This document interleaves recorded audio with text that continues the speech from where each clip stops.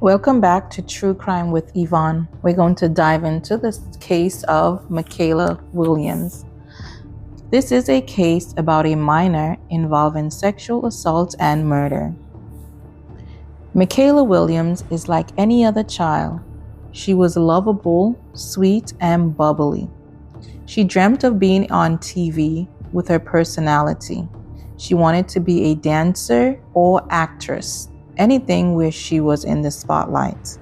Micheala was born on August 17, 2007 in Cape Town, Africa. She never wanted for anything.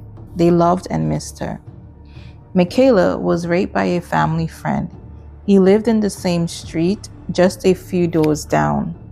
Shockingly, this was not his first incident with the law. Stephen Fortune is his name, had been visiting a friend in Lotus River that day. After arriving back to his place, he observed Micheala and family members having dinner in their garden. He was not a stranger to the family. Plus, he was a dear friend of Micheala's grandfather. He had recently gotten a job at the same place. According to the grandfather, Stephen Fortune was recently released from prison for theft. However, we learned that was a lie. Micheala was outside when Stephen approached her, promising to buy her a birthday present. She didn't respond, but went into her home. There, her mother was inside, bathing herself and younger sibling. As mom did her thing, Micheala went off with her friends to the local tuck shop. When she returned, there were sirens, lights, and police vehicles. Approaching Micheala again was Stephen, this time promising chocolate. Micheala agreed to go with him to get this chocolate. She was last seen in her black shorts, orange top, and brown sandals. He walked away with Micheala, passing the chocolate shops. She started feeling a bit uneasy. They walked miles and miles away until they came upon a vacant lot on 9th Avenue. Here he grabbed Micheala. She began to fight for her life. She screamed. She attempted to break free. He placed his hands over her mouth and neck. As they struggled, she knocked his glasses off his face, which infuriated him. He then strangled Micheala with her own clothing, tied her hands behind her back, laid her on her stomach, and began to rape her. She was in and out of consciousness. Micheala started screaming as she gained consciousness. He pulled off her skirt and tied it around her neck as he choked the life out of her little body. He continued to brutalize her in every which way. Then he dropped 2 blocks on her head and threw some bushes and branches on top of her. He was making sure she was done with. As we will learn, his previous victim escaped because he left her alive mistakenly. Stephen Fortune went home where the neighbors and friends were looking and searching for Micheala. Luckily, a little girl said she saw Micheala with a gentleman, which his name is Stephen. When they went to his home, he was not there. Families and friends continued to search for Micheala. They even placed flyers up for her. Later that day, the man's sister told him that the police was looking for him. He finally turned himself in, and they met at a ShopRite. He confessed and led the police to Micheala's body. The community was furious. 1, because they found out Micheala was not his first victim. 2, he was a sex offender and the public knew nothing of his release. He was well known in the community. He was 48.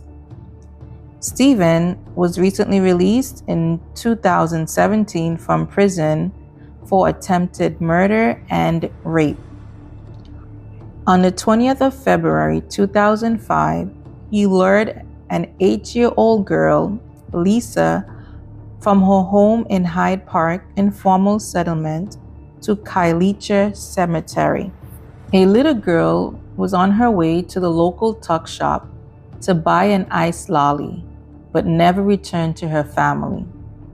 Stephen walked with Lisa on his shoulders. She became uncomfortable and wanted to go home, but Stephen assured her family was okay with it. You see, he was not a stranger to this family. He often did errands for the family. She started to resist. He dragged her into the bushes of the cemetery, strangled her until she lost consciousness. When she regained consciousness, he raped her.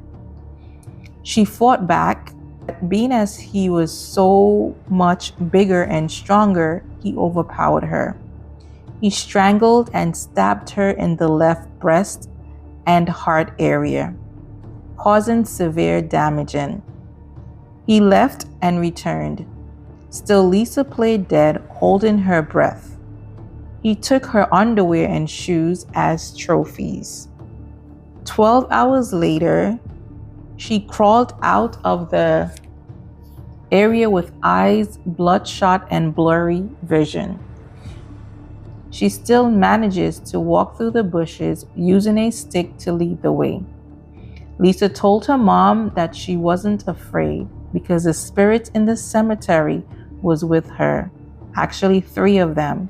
One was her mother's childhood friend that passed away, and the other 2 were her grandparents. Barely making it out of the area, Lisa received help from the people from the neighborhood. This family friend wrapped her in a blanket and took her to her mom. Of course, her mom was surprised because she thought she was gone forever. She looked everywhere and they couldn't find her. Like in Micheala's case, Stephen Fortune assisted the family to look for Lisa. According to the doctors, she was just minutes away from dying and underwent a heart surgery. It was her testimony that would sentence Stephen to 20 years in prison.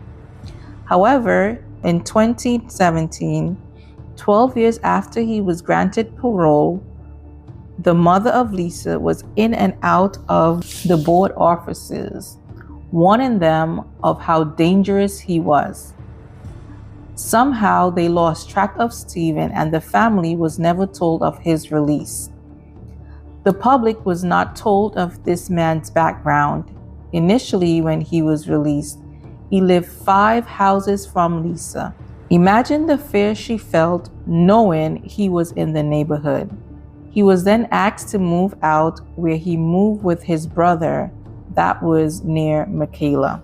The officer was supposed to monitor him by making sure that he was not around any children, and also he was supposed to have a foot monitor tracking his whereabouts. However, he slipped through the cracks and he was never monitored. It was ultimately Lisa's testimony that sent him back to jail. In January 2020, Stephen made his first court appearance at Winesburg Magistrates. There he met with angry community members. Micheala's mother overcame with emotions and was escorted out of the courtroom because she had a panic attack. Stephen didn't want any eye contact. The community was screaming at him. They called him all sorts of names. He was charged with Schedule 6 offense because the murder was planned and premeditated. He faced 2 counts of rape, 1 of kidnapping and murder. Due to COVID, the case was postponed to June of that year.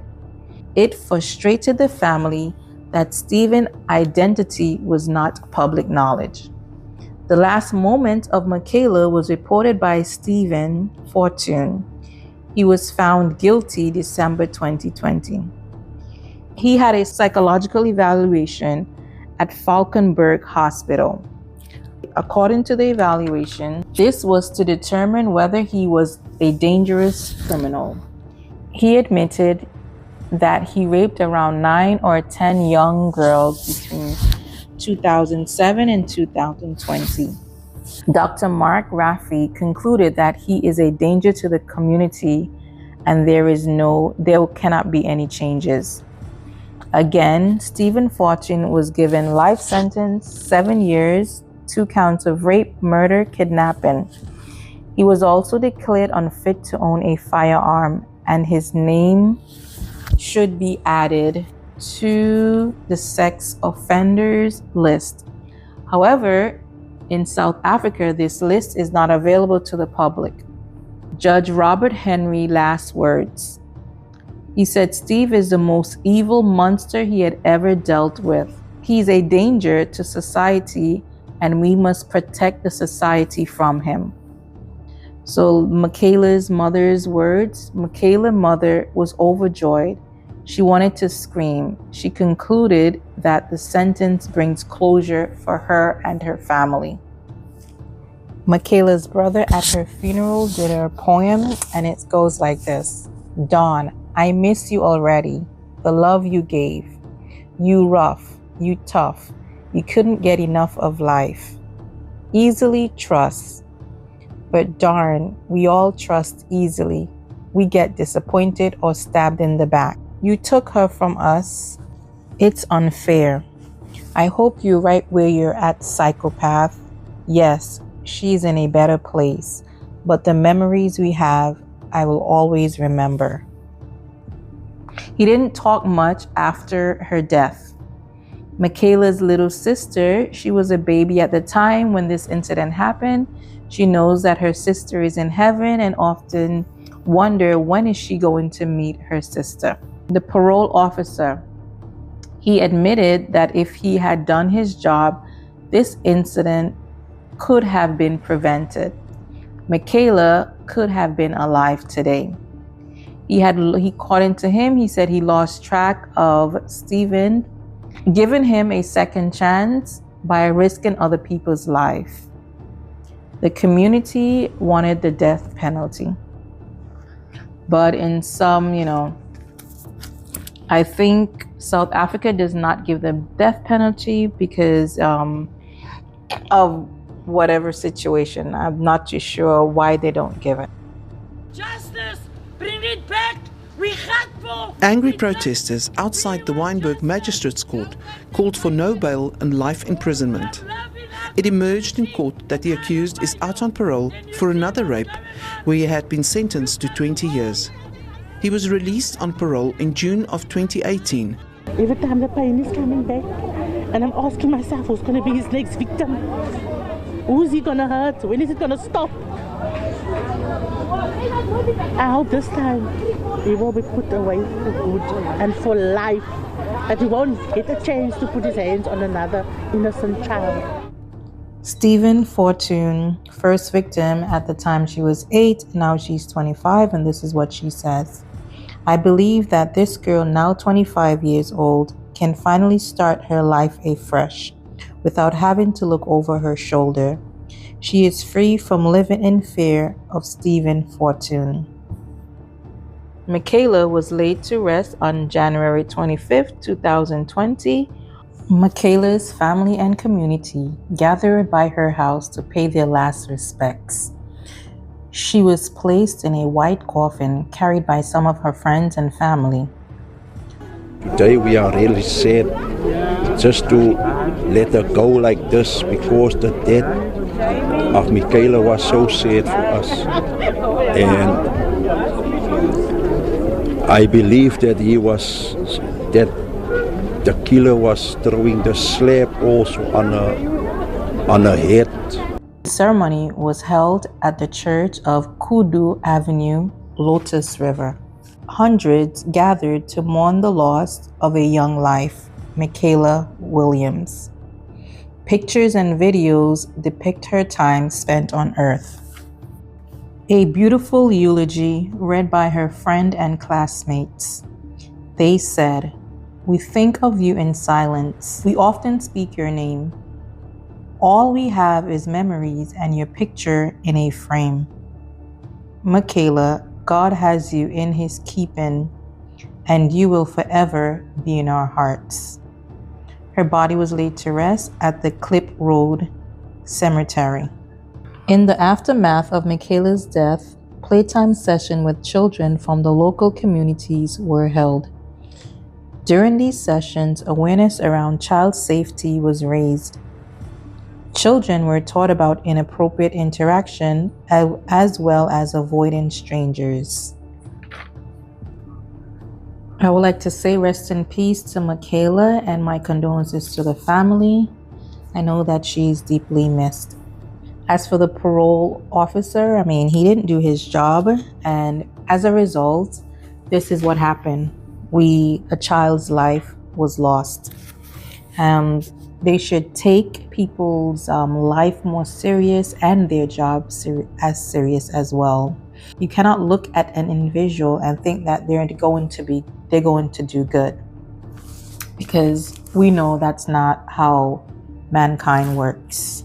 I know that there's a sex offenders list, but it's only open to certain governmental jobs. The public does not know if an individual is a sex offender. I think this should be open to the public, because then it gives awareness to the people who's living around.